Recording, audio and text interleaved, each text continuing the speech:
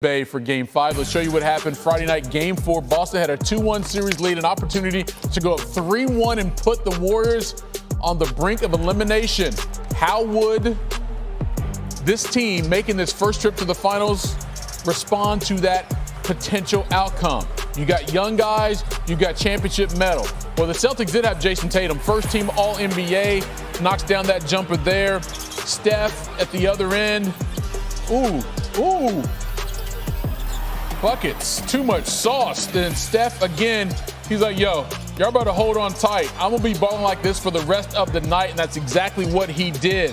But Tatum, early on, was right there with him, shot for shot, knocks down a three. Matter of fact, Tatum and Steph, through the second quarter, they were going back and forth the whole time. First half, between those two dudes, 19 for Steph, 16 for Tatum, and the Celtics had a 5-point advantage at the break. Now, we know the third quarter has been an issue for Boston. It's something the Warriors have thrived on the last decade or so. Curry with the three there. They're down 3. Steph again from distance. You got to step up to him.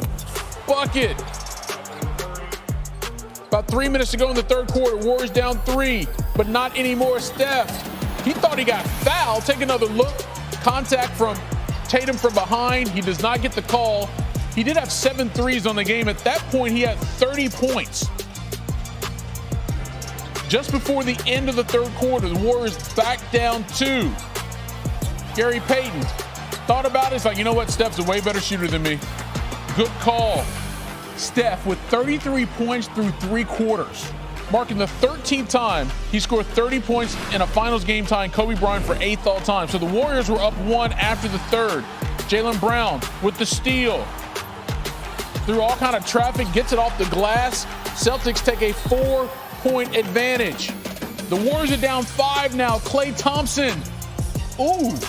Fancy with a spin move back to the jumper. It's a 3-point game. Next possession. Wiggins, gets his own rebound, puts it back. Yes, it's a 1-point game. Marcus Smart, he had a good offensive game here, put the Celtics back up 4. Ensuing possession. Another offensive rebound for Wiggins and the putback. They're down 2. Here, Klay. That was big, so all of a sudden Golden State's got a 1-point advantage. Steph gets switched to Robert Williams III, and that was, Look, my man's got a bad knee, but Steph's got too much handle anyway. Warriors extend their lead one more time. Steph from Draymond, they're up 6. Ensuing Celtics possession, Al Horford in the corner. That was the Celtics' only points over the final 5 minutes of this game. Steph, Draymond, Looney. Steph goes for 43 points, 10 rebounds. Those 43 points, 4 shy of his personal best in the finals. And they even the series at 2-2 with the 107-97 win. Now, Steph is also now the second oldest player in finals history to record at least 40 points and 10 rebounds in the game, trailing only LeBron during his finals run in the bubble 2 years ago. The only other players to do it at age 33 are older Hall of Famers, Wilt Chamberlain and Kareem Abdul-Jabbar. But now this series tied 2-2, it goes back to the Bay. The second half was just a brilliant display of grit, physicality, IQ, some big shots, and that championship DNA that we had to dig deep and find. And to win on the road, 27 straight series where we won on the road, and to go back home 2-2, it means everything. Steph obviously doesn't normally show a lot of emotion, but a night like tonight warranted it. He wasn't letting us lose. That's just what it boils down to. And, you hear all the noise for a day or so, and, I could tell in his demeanor last couple of days, even after Game 3, that he was going to come out with that type of fire, and he did, and we were all able to follow it. I think I have seen him show that much emotion, and the heart on that man is incredible. The things he does, we kind of take for granted from time to time, but to go out there and put us on his back and I mean, we got to help them out on Monday. All right, let's flip it to the Celtics for a minute because, again, they were outscored 15-0 in clutch time, and we define clutch time as the final 5 minutes of a game when the score is within 5 points. That minus 15-point differential is the worst in any finals game over the last 25 seasons. Boston 0 for 5 on threes during that span. Ime Udoka, what say you?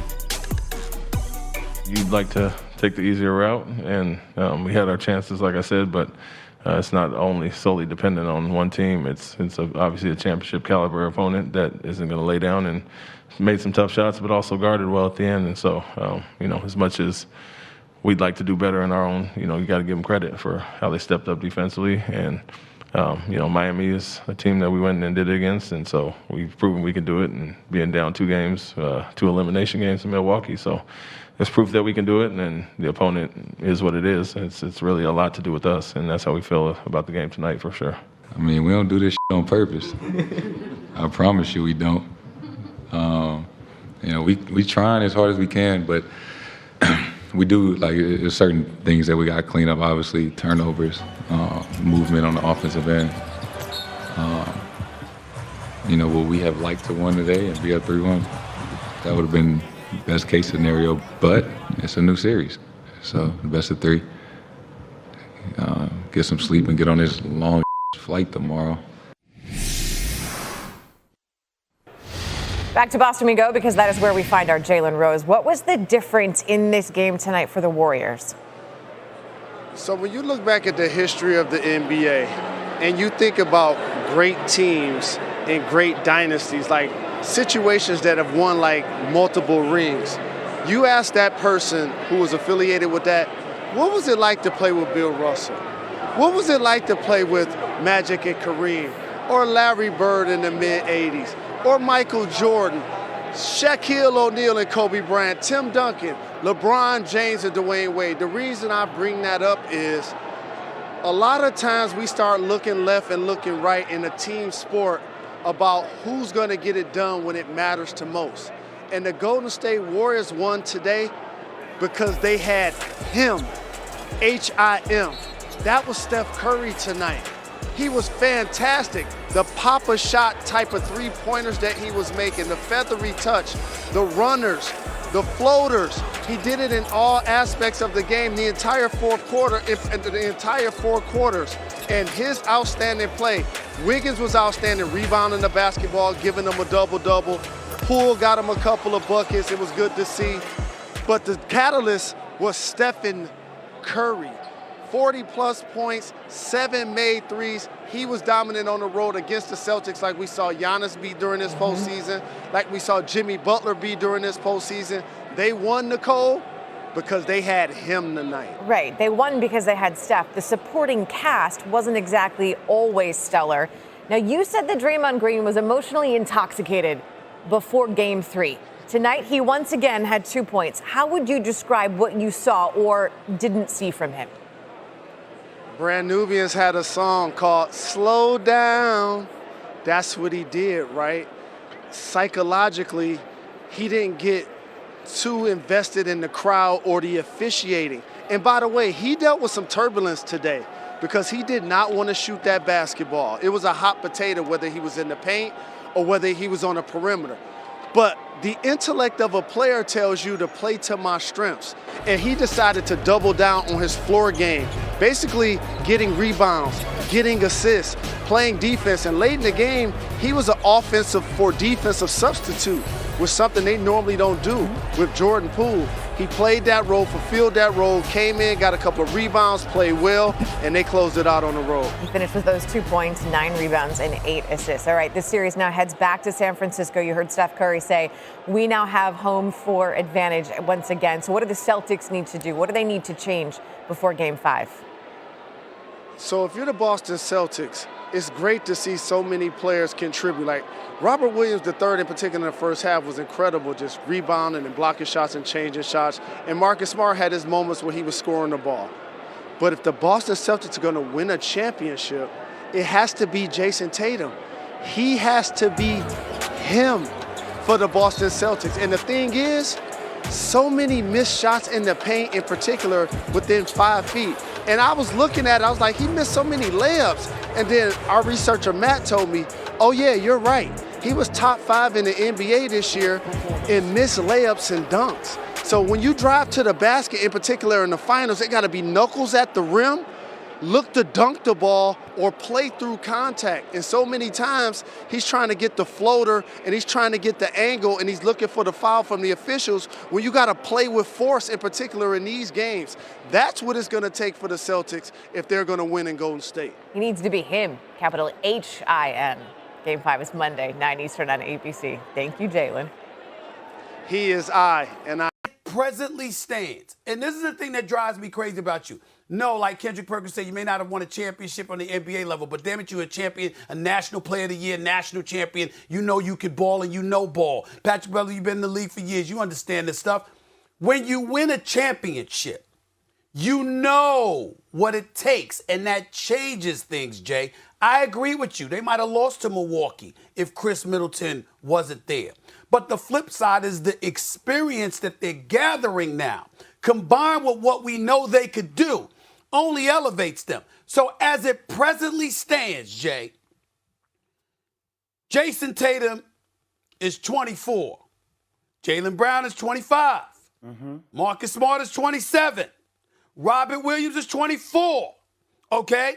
Al Horford is the elder statesman at 35 years of age. Derek White is 27. Grant Williams is 23. Dice is 29. Pritchard is 24. I'm just saying, just look at that.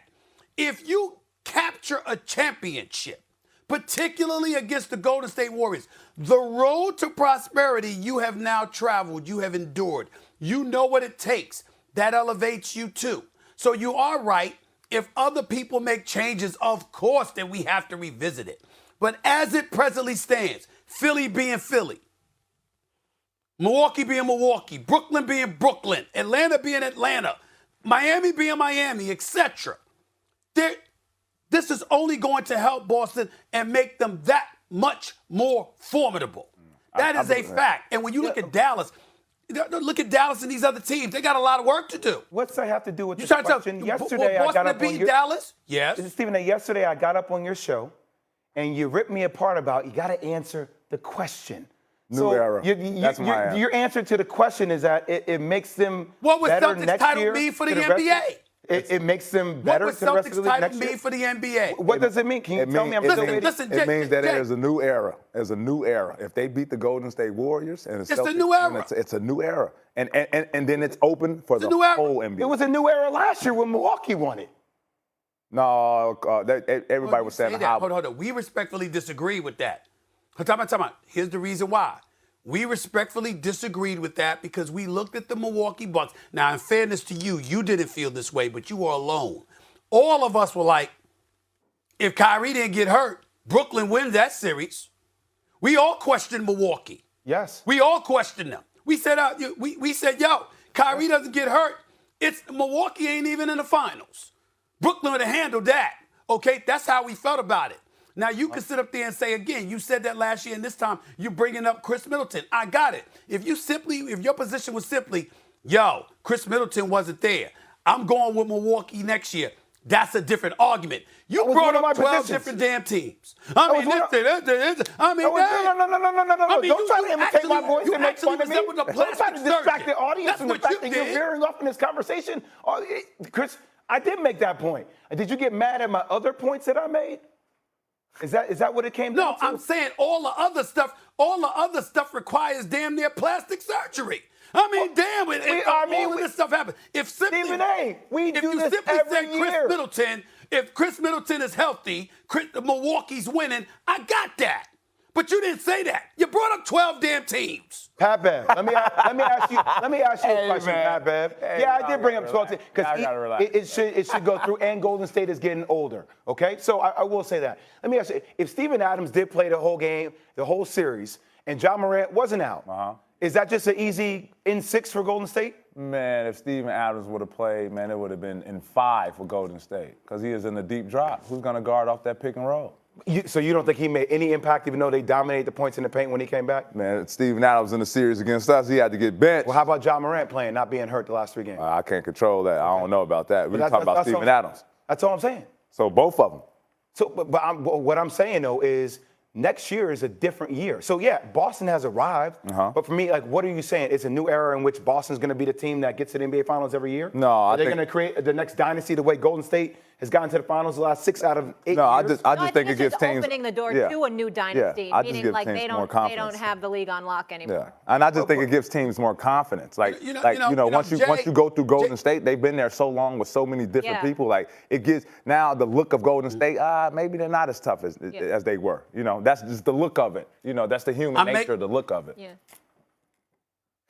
I'm making a prediction. Face, Jay. When Jay Williams sees me, he's gonna grab me, he's gonna headlock me, he's gonna try to beat me up. Let me tell you why. Because Jay Williams has made a mistake.